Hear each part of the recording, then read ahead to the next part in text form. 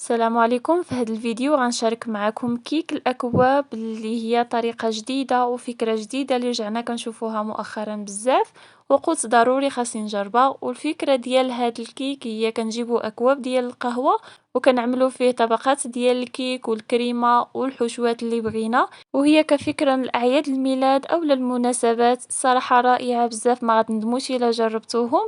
ونبداو في المقادير والطريقه.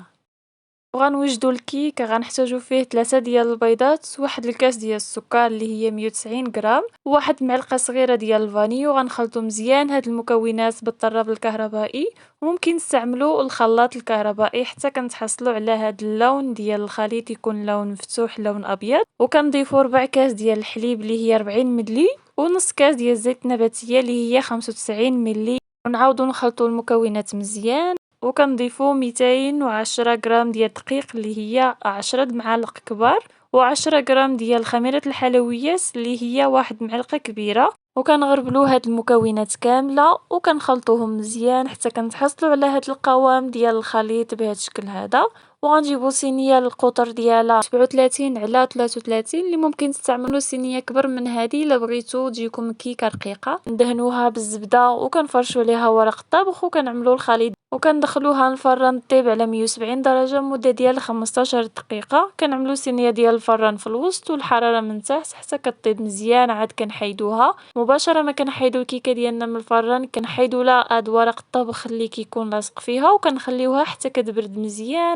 ونوجدو كيك ديال الشوكولا، ممكن نستعملو غير نوع واحد من الكيك ديال الفاني اولا غير شوكولا. بالنسبه لي انا عملتهم بجوج، هيدا باش اللي بغى يعمل شي حاجه يعملها، واللي الا بغيتو تعملوهم بجوج تعملوهم. بالنسبه للكيك ديال الشوكولا كنعملو نفس المقادير ديال الكيك ديال الفاني، غير كنقصوا واحد معلقه من الدقيق وكنزيدوها معلقه ديال الكاكاو. كنعملو يعني 9 ديال المعالق ديال الدقيق، وكنزيدو معلقه ديال الكاكاو بالنسبه للكيك ديال الشوكولا. وملي كنحيدوها من الفران حتى هي كنحيدو لها ورق الطبخ وكنخليوها حتى كتبرد مزيان. ونوجدو الكريمه. هاد الكريمه كتسمى بكريمه دبلومات، صراحه رائعه بزاف واقتصاديه وحتى المذاق ديالها رائع. اللي كنحتاجو فيها نص لتر ديال الحليب، كنضيفو عليه 3 معالق كبار ديال السكر، و3 معالق كبار ديال النشا، واحد معلقه صغيره ديال الفاني. وكنخلطوا المكونات كامله وكنحطوهم فوق النار مع تحريك مستمر حتى كيتقال الخليط. ومن بعد ما كنتحصلوا على هاد القوام كنضيفوا واحد معلقه كبيره ديال الزبده وكنخلطوه حتى كتذوب هاد الزبده مزيان. كنحيدو هاد الخليط من فوق النار وكنعملوه في شي اناء وكنغطيوه مزيان ببلاستيك غذائي. كنزلو هيدا على الوجه وكنخليوها حتى كتبرد مزيان. ممكن ندخلوها للثلاجه باش تبرد لكم دغيا. وهنايا من بعد ما بردات مزيان غنحيدو لها هاد البلاستيك الغذائي وغنطربوها مزيان هيدا باش ما كتبقى لناش هيداك مجموعه الكريمه، وكترجع لنا هيدا كريميه.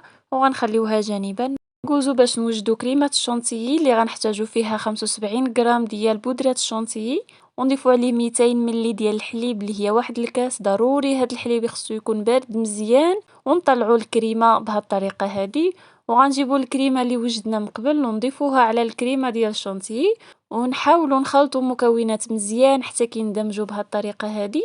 وهذا هو القوام ديال الكريمة اللي كنتحصلوا عليها. وغنجيبو بوش حلواني وغنعملو فيه هيدا شويه ديال الكريمه بهاد الطريقه هادي ونخليوها جانبا.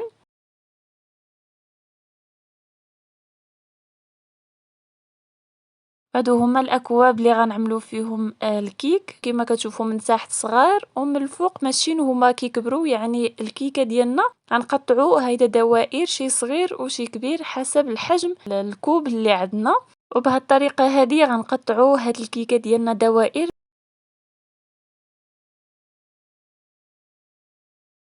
ونفس الطريقة مع كيك الشوكولا اللي وجدنا حتى هو غنقطعوه هيدا دوائر. كيف ما قلت لكم ممكن تستعملوا غير نوع واحد ديال الكيك، ممكن تستعملوا غير الفاني اولا غير ديال الشوكولا.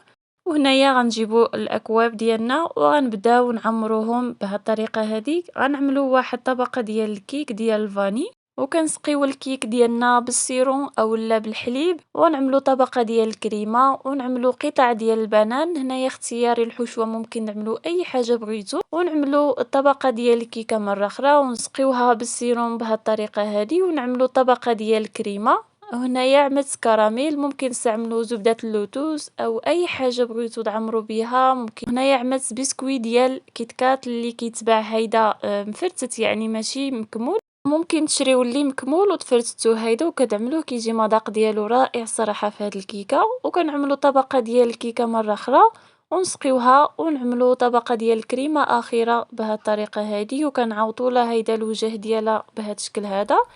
ومباشرة ملي كنساليوها كندخلوها للثلاجة باش كتبرد وكتشبر في راسها مزيان.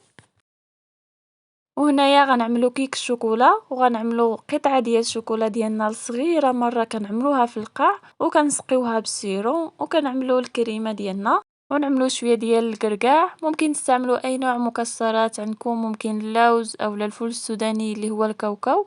ونعملو القطعة ديال الكيكة ديالنا ونسقيوها مرة اخرى ونعملو الكريمة.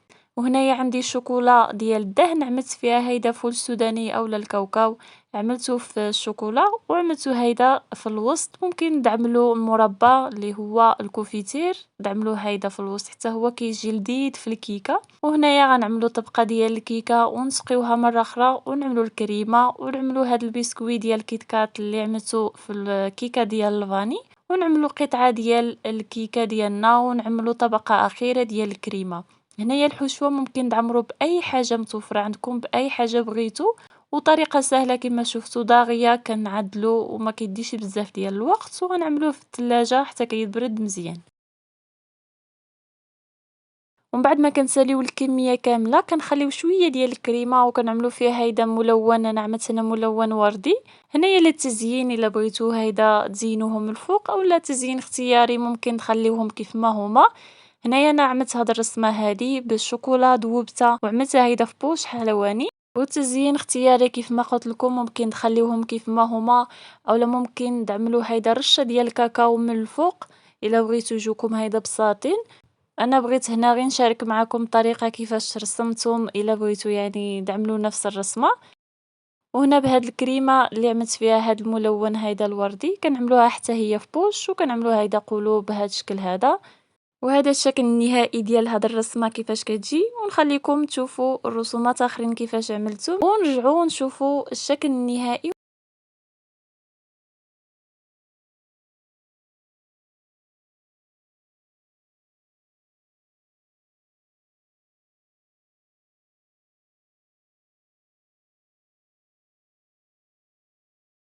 وهذا الشكل النهائي ديال الاكواب الكيك ديالنا كيجيو صراحه رائعين.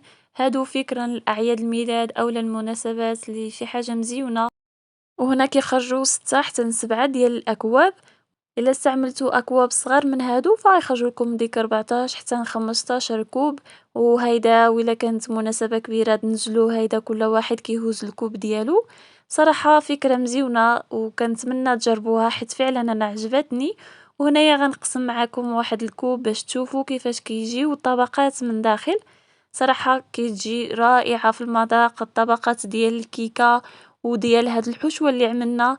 والكريمة حتى هي مذاق أكثر من رائع، كنصحكم تجربوهم. كنتمنى هذا الفيديو يعجبكم وما تنسوش تخليوا لي لايك واشتراك باش دائما يوصلكم جديد الوصفات. ونتلاقاو في فيديو قادم إن شاء الله. مع السلامة.